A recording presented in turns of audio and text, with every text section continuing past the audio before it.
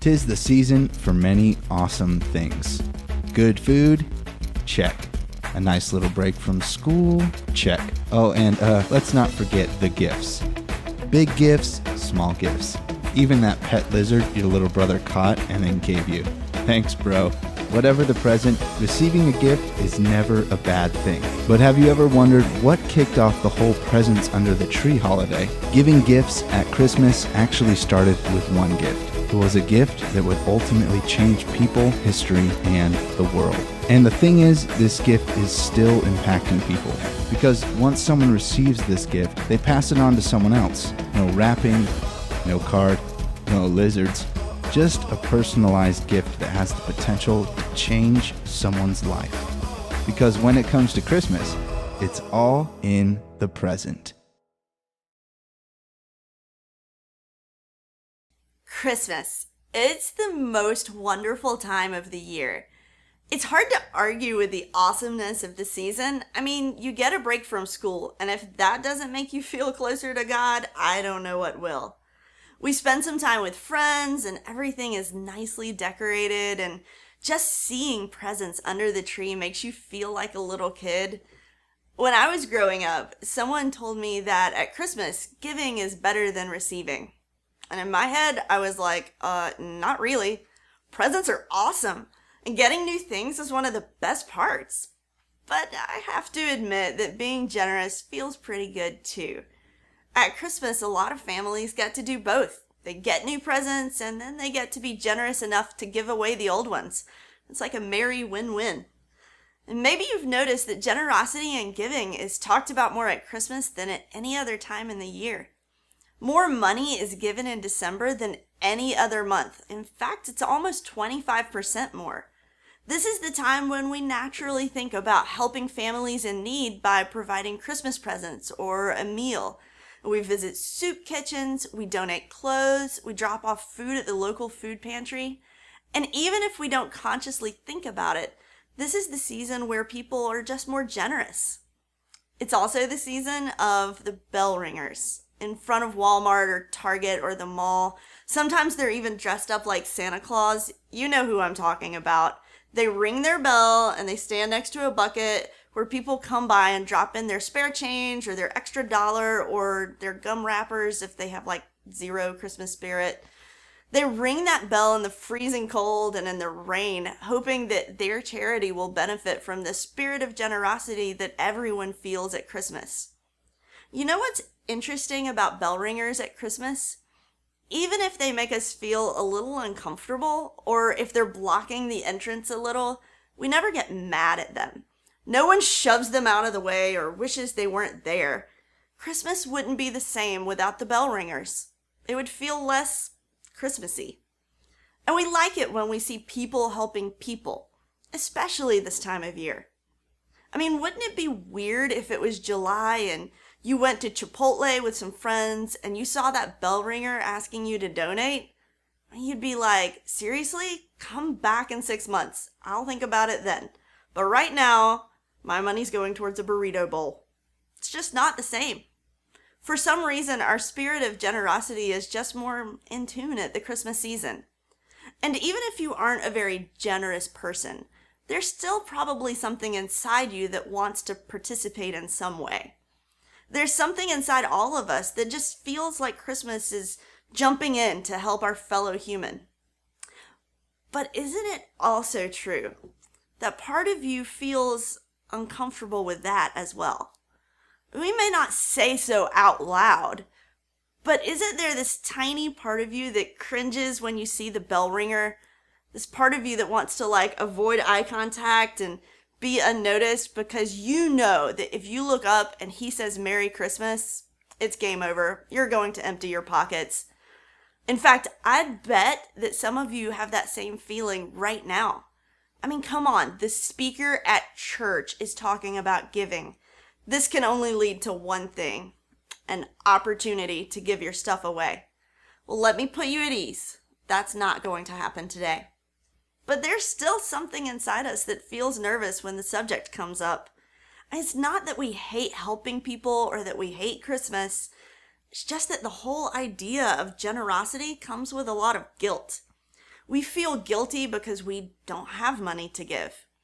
Or we feel guilty because we don't care as much as we think we should care or as other people say we should care.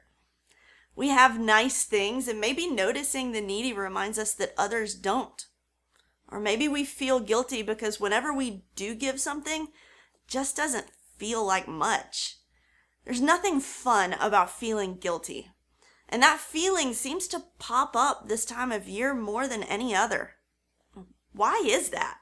Why is it that the same thing that we appreciate, people's willingness to give at Christmas, is also the same thing that stresses us out when it comes to our turn to participate?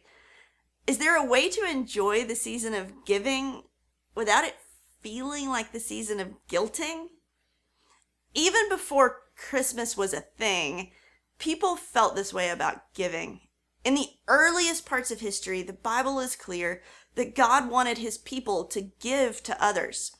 But people obeyed mostly out of a sense of have to or ought to.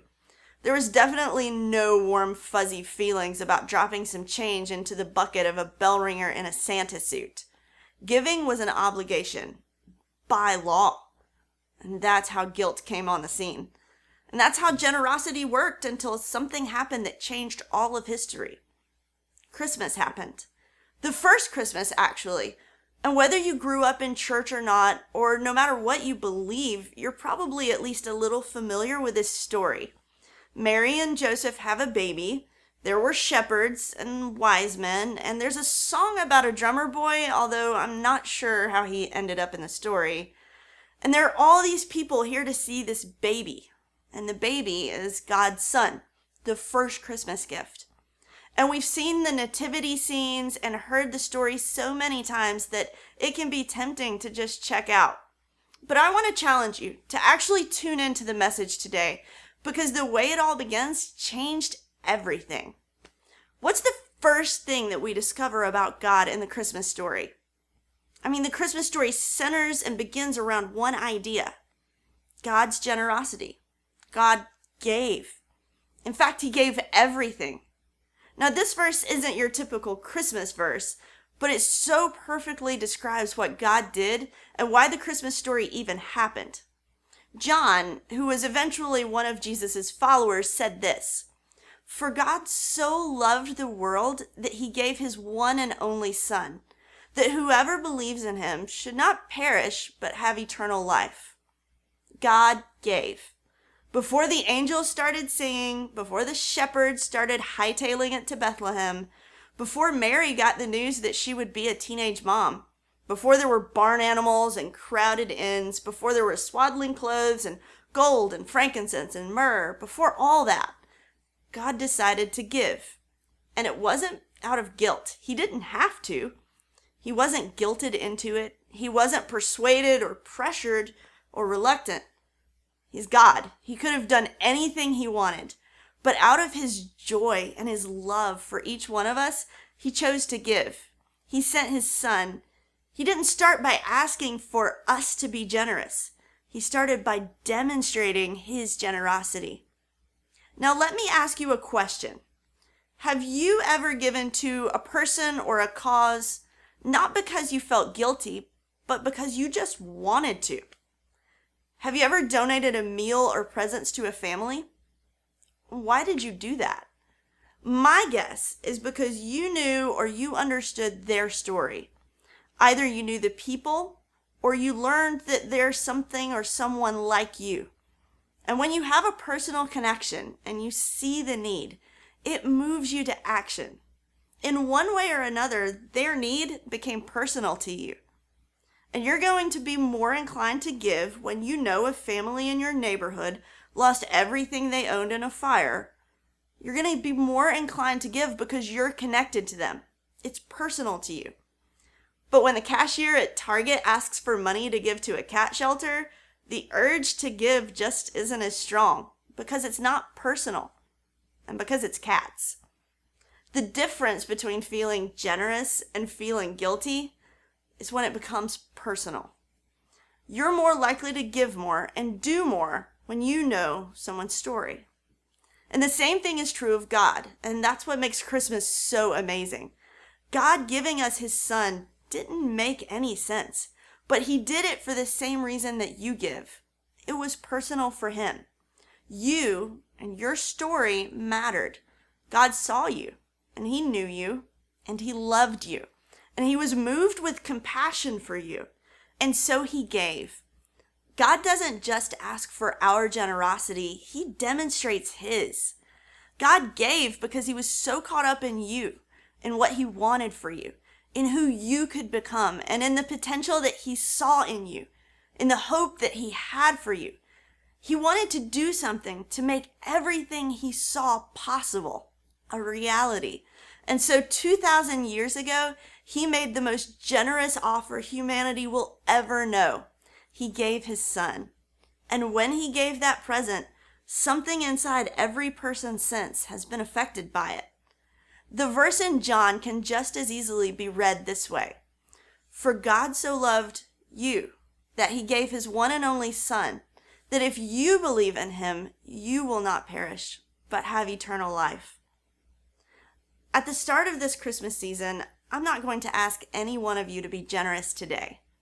But I do want you to look and be amazed at God's generosity toward you. The whole first Christmas was wrapped up in God's present to you. And he gave it because you and your story are personal to him, not because he felt guilty. He cares deeply for you. Whether you believe in him or not, whether you follow him or not, whether you think you need his generosity or not. I want you to close your eyes and imagine something for a second. I want you to imagine that you're one of the bell ringers. But this bucket isn't for a homeless shelter or a food bank. You're standing there ringing the bell because you need the money. You have no other choice. You are completely broke. You have no home. You haven't had a meal in days. Now, I want you to imagine that no one is helping you. No one stops. Everyone avoids eye contact. You feel invisible. And you ring the bell and you try to smile, but not a single person is being generous toward you. And you're starting to feel kind of desperate. It's the end of the day and you haven't received any money. You have no idea where you'll spend the night or what you'll do for food. Now, imagine a man calls out to you and he knows your name. And it's not creepy, he's just concerned about you. He tells you that he knows that you've been hurting and he knows your story. And then he tells you that he would like to put something in your bucket. And imagine that he starts to pour into your bucket more coins and more dollar bills than you have ever seen in your life. And he doesn't stop. The bucket starts to overflow, but he still keeps pouring. And you start to think, man, I'm never going to have to worry about money again. And at that moment, he reaches into his coat pocket and pulls out a check addressed to you. The man's generosity leaves you speechless. You've never felt more loved or grateful or cared for because of this man's generosity toward you. That kind of generosity is basically a picture of what God gave to us when he gave us his son at the very first Christmas. He wasn't obligated to give. He chose to give because your story was personal to him. God doesn't just ask for our generosity. He demonstrates his. This Christmas, I want you to think about how much you've been given. And every time you pass a nativity scene or you see a reminder of the Christmas story, I want you to remember why that happened.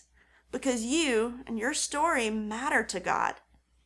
When you understand how much you've been given, you may just feel less obligated out of guilt and feel more generous to give toward others as well. This Christmas, we want you to know and believe in the good news of God's generosity toward you. We want you to understand in a way that maybe you never have before, the gift that Jesus was and is. God knows you. He knows your story, and he gave his very best, his son, for your life. As you head out today, think about what your life might look like if you started living and believing that God gave his very best for you.